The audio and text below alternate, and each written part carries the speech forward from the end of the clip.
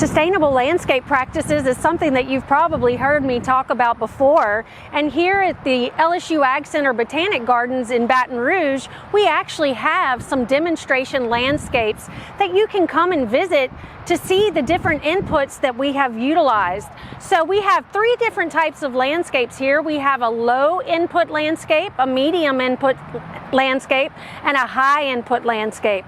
And what that means when we're talking about input is time, labor, chemicals, fertilizers, things like that the landscapes require in order to keep them up. So you can come out here and get ideas. So when we're talking about low input landscapes, we're talking about utilizing a lot of native plants, those that are adapted, those that are resistant to disease, that don't require a lot of fertilizing. Also, sustainable landscape practices include things like the type of irrigation systems that you utilize and selecting hardscapes that are water permeable.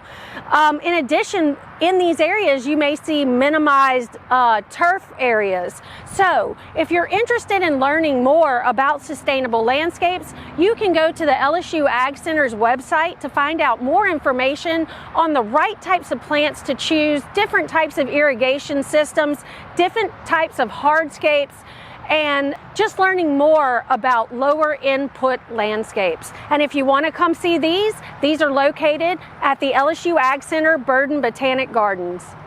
For Get It Growing, I'm Heather Kirk-Ballard with the LSU AgCenter.